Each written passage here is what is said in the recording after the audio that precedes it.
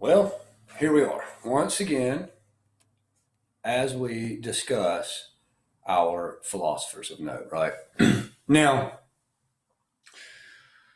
we've covered some ground, right, albeit pretty quickly, as far as our lectures go, right? Our reading and our texts are much more substantial in this regard. Just because, again, I think that you're going to get the bulk of your knowledge, the bulk of what's valuable in this type of course when we're actually just talking about individuals from your actual text. And then these lectures are meant, for the most part, it's just as a supplement to that text and who you're reading. But then also maybe too, just to introduce a couple different names that aren't necessarily within the text, just to kind of give you more of a, not as in depth, but more broad kind of stroke of who's out there, what they're thinking about, what they're doing, where they belong as it pertains to school of thought and all those sorts of things. So today we're going to most definitely be talking about someone that is not only in your text, but also that we're going to talk about in regards to our lecture. And that is just simply because you cannot talk about philosophy of religion. You cannot talk about even apologetics. You cannot talk about, some would even argue, philosophy in the modern contemporary age without making mention of this guy here, right, on the screen. Alvin Plantinga, the man to go, right? And I'm sorry for that terrible joke, but since we do puns with Immanuel Kant's name all the time, we may as well, toss in another philosopher. We can throw a couple bad puns around, right? Now, the reason I say Plantinga, the man to go, is again just because of his.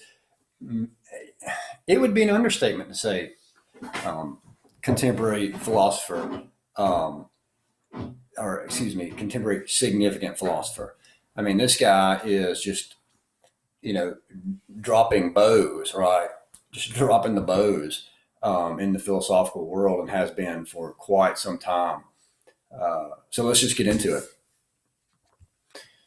Now, I will go ahead and say this too, that Plantinga, significant as he is and as monumental as he is, I'm not really considered to be I mean, I know that in 50, 60 years, 100 years maybe, there's always a name for devotees, right, of some particular school of thought, like those that still follow in the footsteps of Aristotle would be Aristotelians, or those that are with Aristotle and Thomas. Aquinas would be Thomists, Cartesians, right, Platonists, all these sorts of things. So I don't know what this, Plantinganites, whatever they may be called eventually. So I should say that I'm not necessarily a Plantinganite, right? But again, that's irrelevant because it doesn't matter if I'm strictly speaking within that school of thought, or that I follow everything that Plantinga seems to say. You can't argue that he's not been absolutely significant and that he's made massive contributions in the realm of philosophy. So Plantinga is, again, another Anglo-American philosopher, from the United States, right? He did a lot of work at Calvin College, moved over to Notre Dame. He was from he was at one other college prior to this, it's up north as well in Michigan. I want to say Warner. Either way, we actually have one of our alumni is at that location even now and doing good work in philosophy of religion and debate and presentations and whatnot. Anyway, just kind of interesting trivial side note there. But yeah, so he's from here, just like so many of our others. That's not to say that there haven't been others from other places. There absolutely are. Richard Swinburne, Alexander Pruss, Polkinghorne, a couple of these others, right? But they're across the pond, so to speak, and you've got a lot of that in your text. Now, I want to go ahead and talk about some of the just significant ideas and or arguments that are given by a guy like Plantinga, and then what he's known for. So let's go ahead and skip down to that. Now, we could talk so long on this one specific nuance right here. This, what are his significant ideas and or arguments? This guy has been churning out material that philosophers have wrestled with for literally decades. So one of his significant ideas, and again, I'm gonna try to rehash as many as come to mind here that I have noted, is simply his treatment of the problem of evil. Right now, if you've had any the logical problem of evil, I should say. Now, if you've had any philosophical training at all, if you've had any apologetic background at all, which again, I think it's safe to say that you most likely have. If you've had any of those, if you've been involved in those realms at all, then you have come across Alvin Plantinga's work in the logical problem of evil. And the reason that this is so notable, among other reasons, is because for centuries, this problem has just been put forward against theists of all stripes, specifically classical theists, those that would hold to the classical attributes of God being all powerful, all loving, all good, all knowing, those sorts of things, and yet also committed to the existence of evil in some sense. This problem has been put forth for centuries against theists of all stripes, and then this guy Plantinga comes along, and there's been various arguments against how you can hold to the classical attributes of God, how you can continue to be a theist in the face of evil.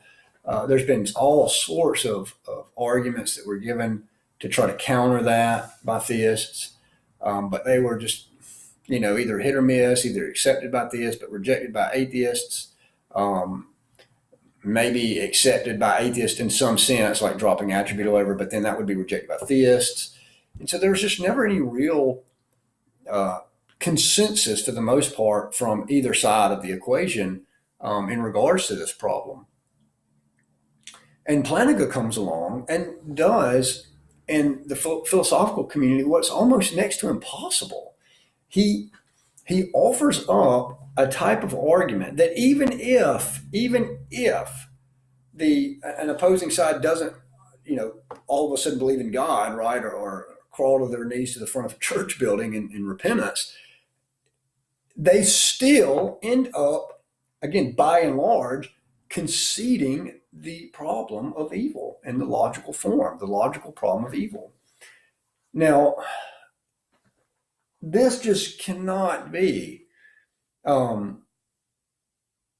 stated strongly enough that something like this actually went down right in the philosophical community, because in philosophy, you're always going to have some sort of, well, no, this guy did, but what about this, or what about this?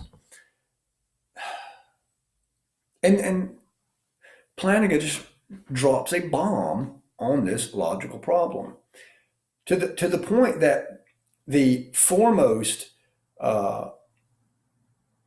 most what's the way I want to say it? What's the word I'm looking here? The most stringent, the most strident advocate of that problem during that day and age, J.L. Mackie, given virtually a book-length treatment as to why any sort of free will defense just couldn't possibly work, right?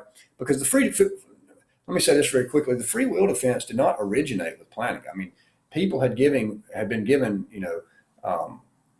arguments regarding free will as to why evil existed and why God could be all powerful for, let's just say, a long time.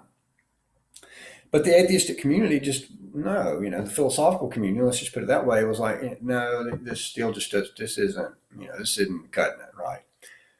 It was when Plantinga came along and gave a specific form of a free will defense that really popped the philosophical jaw, right, of so many that would not concede the problem.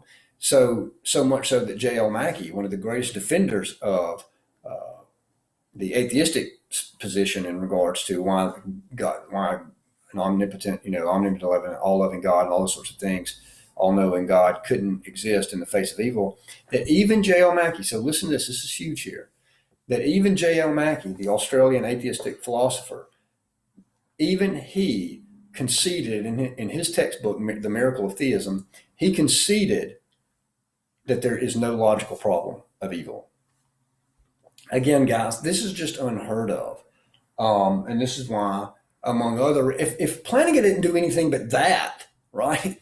If it were just that, we would be talking about Alvin Plantinga right now in this course as being a significant thinker. He's done more than that, but if it was just that, that would be enough to warrant a, no pun intended, you may have called that pun there, warrant, Alvin Plantinga warrant. You may not get that, you will in a minute. But if he would have just accomplished only that goal, then that would have been, massive. Now, even though we're not on the significant works, I'll just go ahead and point this out. He did that in the book called, I was just about to say the book, and now it just slipped my mind, and I didn't even put that in any notes right here just because it's so God, Freedom, and Evil. God, Freedom, and Evil is the textbook that he mashes on in this regard, the logical problem of evil. In fact, that textbook, a lot of people don't know, is he goes to critique a couple of the other just traditional theistic arguments in that book as well. But what that short little text is really known for is this treatment of the logical problem of evil. So yeah, that's huge.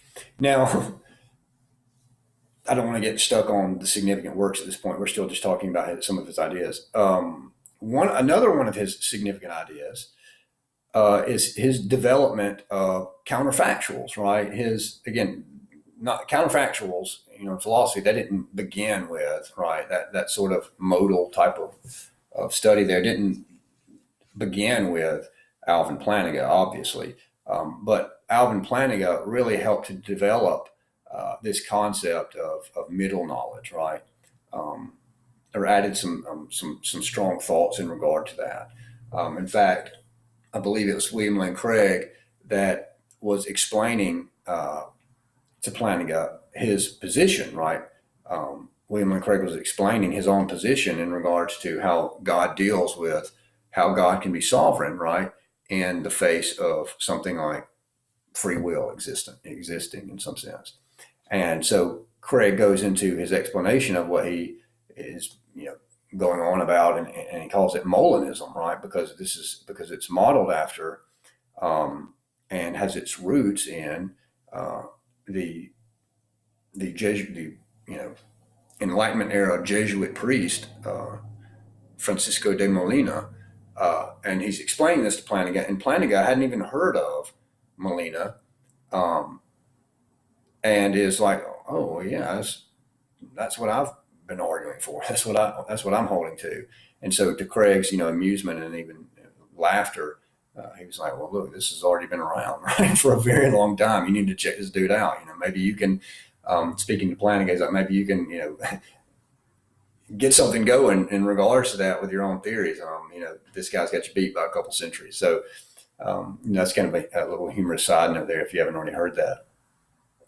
So yeah, so he contributes in regards to middle knowledge, right? Molinism, counterfactuals, how God, and of course the whole point of that is to somehow reconcile the fact of God being sovereign and the existence of something like free will, right?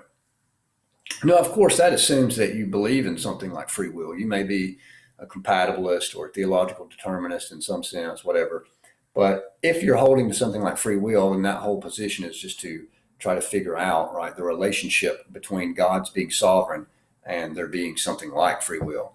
And so the whole point is to keep God sovereign, right, to make sure that doctrine is protected, that it makes sense in light of free will, and vice versa. That if you believe that humans have something like libertarian free will, and you also believe that God is sovereign, then how does libertarian free will make sense in light of God being sovereign?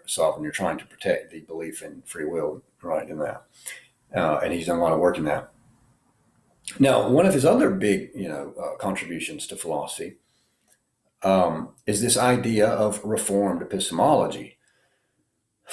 Wow, I mean, how do we even begin to just highlight what reformed epistemology is, um, and how do we even highlight the interaction and the impact that that's had, and not just in philosophy, but in specifically even something like theistic or Christian philosophy. And so, reformed epistemology is roughly, very roughly here, right? This is I'm literally painting with a massively broad paintbrush here. Reformed epistemology is obviously a theory of knowledge as it pertains to um, the very nature of what would have been called justified true belief, right? Traditionally, knowledge just equals JTB, or justified true belief, and then it goes into the question of justification for beliefs and warrant of particular beliefs. Um, so, for instance, Plantinga, this is just kind of the typical example, but Plantinga would argue that um, belief in God, right, is just a properly basic belief, meaning that he would say you don't have to have any sort of argument at all for your belief in the existence of God, any more than, now catch this, you don't have to have any sort of argument for the existence of God, your belief in the existence of God, any more than you have to have some sort of argument that you weren't created 5 minutes ago, uh, and just given the impression that you have an entire history and past and all these sorts of things, or you're just as justified or warranted in your belief in God than you are in the fact that you believe that you had supper last evening, right? And so he's saying and that's what counts. Plantinga would argue in Reformed epistemology. It's just a properly, what we call a properly basic belief. It's just a properly basic belief. Again, just like me believing that I'm actually my age, right, and that I have a history behind me that builds up to this age. Like I'm just Plantinga, that's just a properly basic belief. Now, of course, he has the qualification that in absence of a defeater. So if someone offers some sort of defeater as to why there's no God, well then you need to answer that charge and whatnot. But in the absence of any defeater, you're just completely justified, or warranted rather, in your belief in God, right? Without any sort of argument. And again, so I've painted with a massively broad brushstroke there, but that's kind of the nuts and bolts of Reformed epistemology. Now, another one of his significant contributions, by way of argument, is his EAAN. Sometimes it's abbreviated as the EAAN, or the evolutionary argument against naturalism. Now, that argument, just roughly, again, painting with very broad strokes here, that argument is just essentially saying that if something like an atheistic account of evolution is true, right? He's not arguing against the truth, the possibility or the truthfulness of evolution. He'll concede that. Maybe evolution is true. Maybe this is the means by which God has used to bring about the human species or whatever, just like there are particular means that God uses to bring about rain, right? Evaporation, condensation, all those sorts of things. Well, maybe evolution is just the means by which God has brought about the human race. I mean, he's not necessarily trying to refute evolution proper in this argument. But what he is trying to say is that you're not warranted or justified in anything that you believe if something like an atheistic account of evolution is true. Well, why not? Well, because if something like an atheistic account of evolution is true, well, then the survival of species is not, you can't justifiably know that the survival of the species is aimed towards knowing truth, right, or the truth of propositions, right? It's just aimed at survival. So Plantinga basically argues that you can have false beliefs that can contribute to survival. And if something contributes to survival, well, then that's just the point. It's not necessarily, it's not concerned with whether it's a true belief. It's concerned with whether or not it contributes to survival. So, for instance, if you happen to believe that tigers, and of course we know this isn't the case, but for sake of argument, if someone, say some ancient tribe, somewhere, happens to believe that tigers shoot, laser beams from their eyes, right? And so therefore they never go around tigers. Right now we know the real reason that people you ought not go around tigers is because they just eat you with their teeth, right, or whatever. But the fact that these people believe that tigers shoot laser beams from their eyes, and so that keeps them surviving, right? Nobody, because if you believe that tigers have shoot laser beams from their eyes, you're probably not going to be killed by tigers, right? So basically, the point is that even though that belief keeps them alive, that doesn't mean that belief's true, because again, survival is just not necessarily worried over true beliefs. Now, of course, the objection usually is something like, well, truth is self-corrective, right? That you're not going to survive very long without if you don't have true beliefs, right? You'll end up being dead pretty quickly. But usually, among other responses, one of the responses to that is that just begs the question, like, that's exactly what we don't know, right? That's just, again, like those guys out in the tribe would say, well, yeah, but look, we wouldn't have survived very long. We would have all been killed by tigers because, if we had a false belief about them, then we would have been killed by them. Why is that? Well, because there's laser beams from their eyes, right? Well, again, that's exactly the point. It's like, yeah, you stayed alive, but it didn't have anything to do with whether or not your belief was actually true. It's just whatever contributed to the survival of the thing, right? Now, and that goes not just for tigers, but it goes for any and all things, right? Anything that we come to believe is the point is. So here you got to notice this nuance. The argument is not that your beliefs are not true if something like atheistic evolution is true. That would be to say something like the genetic fallacy. The point is just to say that you just don't know. It's just an issue of justification and warrant. You just can't know if they are or not, right?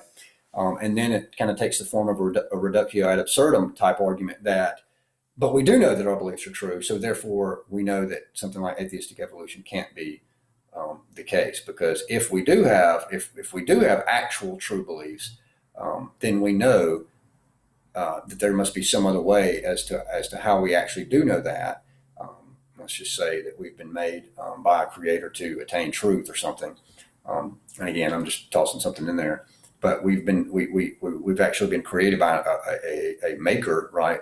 An intelligent being of some sort that has geared our minds to go towards truth, right? That would be the only way to guarantee that our minds really do go towards truth, as opposed to just going to whatever survives, right? So it takes the form something like a reductio ad absurdum in a sense, right? That, well, we do know truth, right? And so if we know truth, well, this has to be the case. But if we don't, if there's no justification or warrant for any of our particular beliefs, then, well, there's no justification or warrant for any of our particular beliefs. But we know that can't be the actual case, right? So it's just a matter of justification or warrant about what we do believe, and arguing against the fact that, well, there's no justification, there's no warrant at all. Now, we could go into more of that, but again, we're not trying to go through arguments at this point. We're just trying to say what he's known for, right? Some of these things he's known for. And this EAAN, this evolutionary argument against naturalism, is just one of his, again, contributions, notable and or significant ideas that floats around in the realm of philosophy of religion, and whatnot. Now, he has other ideas, right? Again, we could just keep going here. He's known very well for his ontological argument, right? So in the philosophy of religion, in the history of philosophy of religion, we've had all sorts of versions and variations of ontological arguments. I mean, obviously one of the most famous, most well-known is Anselm's, version of the ontological argument, that has to do with the being of that which no greater can be conceived, right? By the way, just as a little pet peeve here, it's not the greatest conceivable being. That's not what Anselm is arguing. He's not arguing for the greatest conceivable being. He's arguing for the being of which that no greater can be conceived. There's a difference there, right? If you think about that for a minute, there's a difference. Because think about it this way. The greatest conceivable being is conceived, right? I mean, that's just what it means to say the greatest conceivable being. Whatever you're conceiving, right? The greatest conceivable being.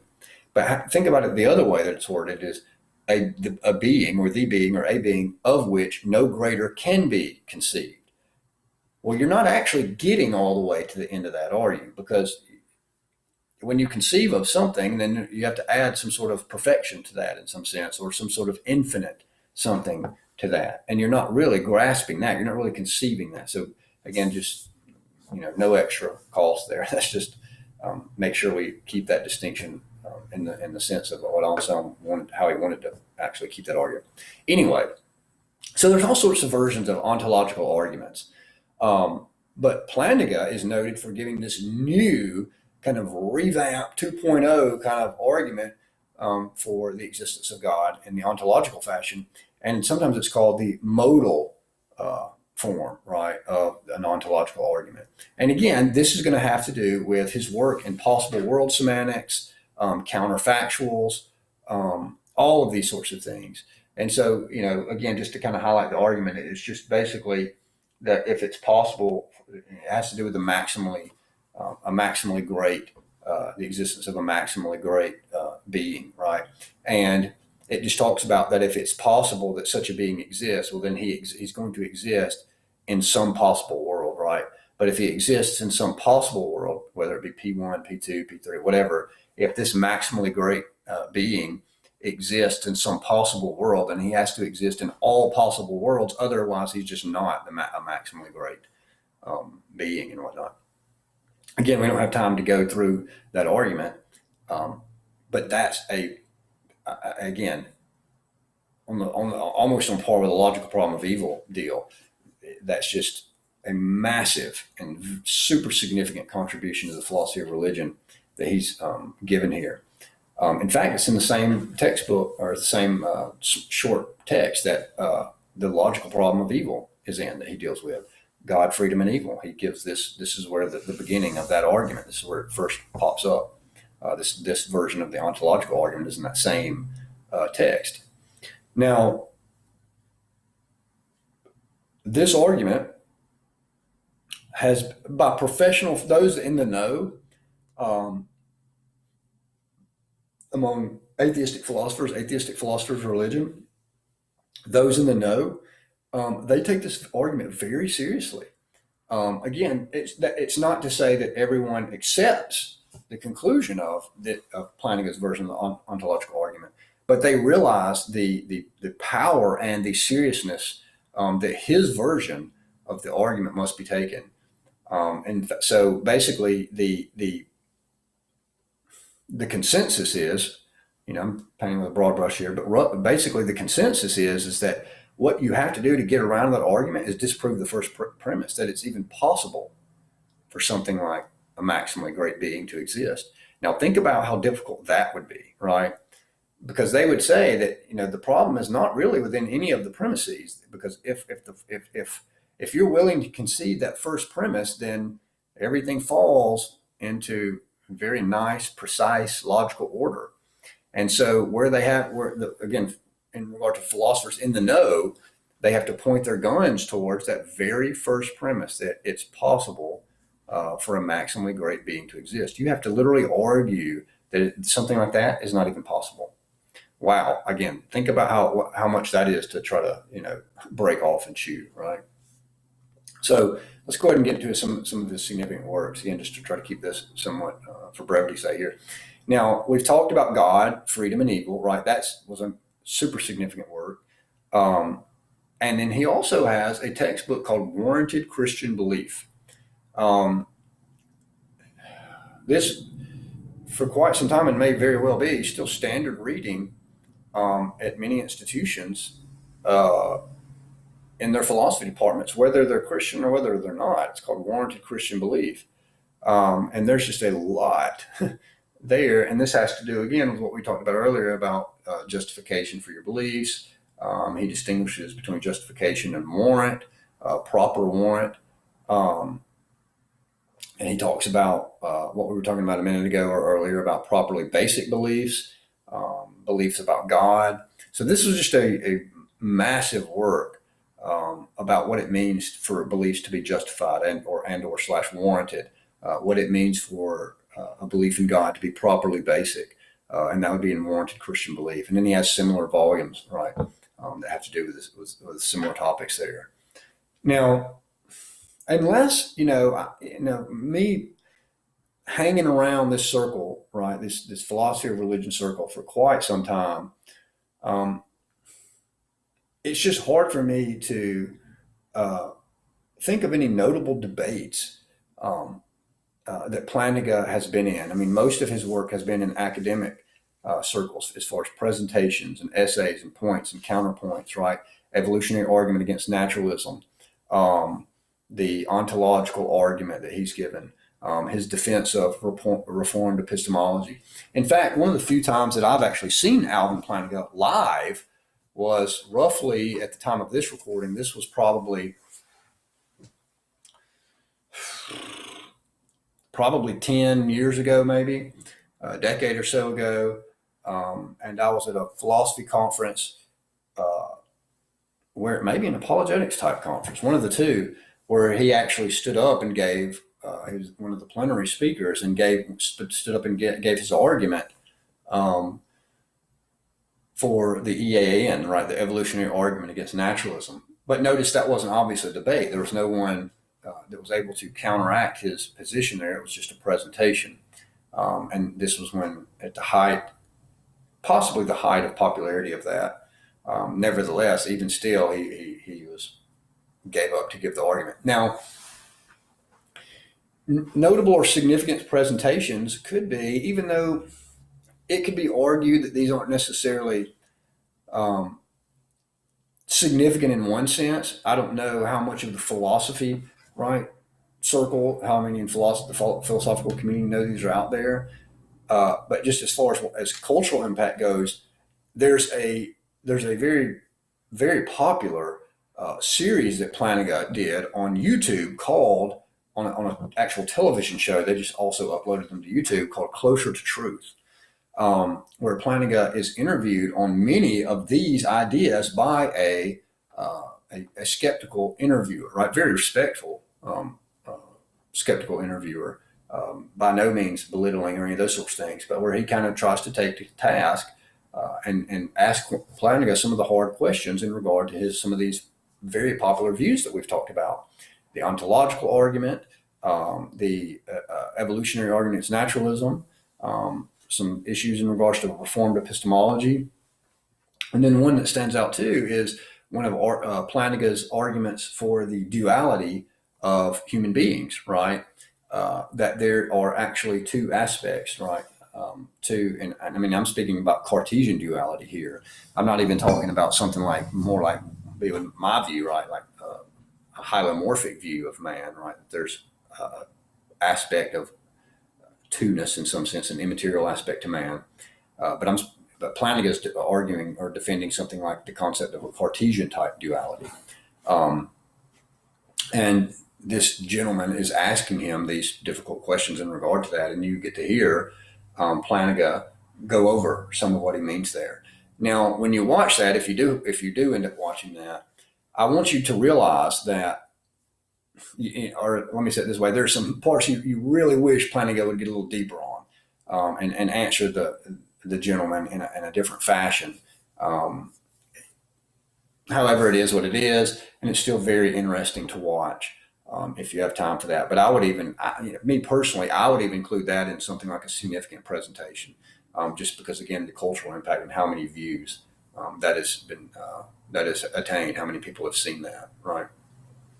Now, school of thought, Plantinga, like so many others, is going to be involved in modern analytic philosophy, right? He's not a Thomist in any sense. In fact, Plantinga argues against many of the ideas of those that lean Thomist, like one such as myself that leans Thomist. Specifically, again, just like so many other modern analytic philosophers that also are Christians, this doctrine of divine simplicity. In fact, you could even possibly toss this back up into our category of notable slash significant ideas or arguments.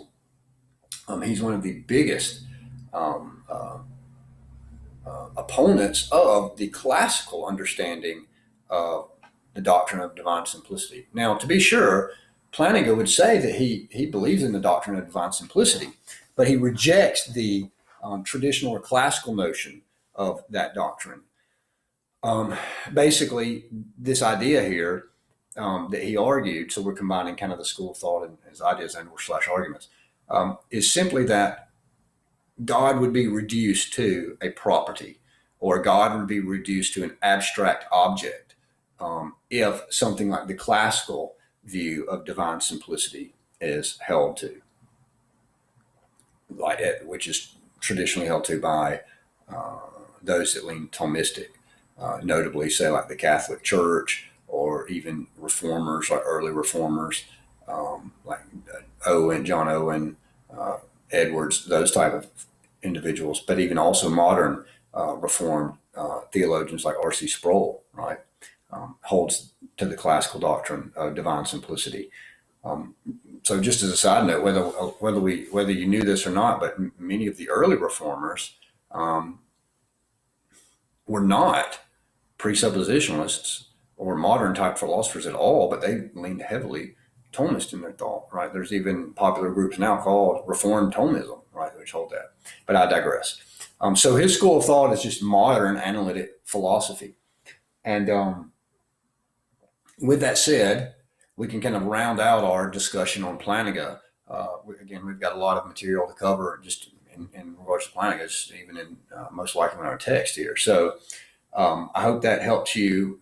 I hope that kind of, maybe fills in some of the gaps, or I hope that coincides nicely with what we're reading just in the course in regards to the text here so far. I hope that kind of fills in the gaps. Maybe it knocks off some dust or makes something a little more clear that we had gone through previously, or maybe that you'd even heard previously in some other context. So with that said, we got one more.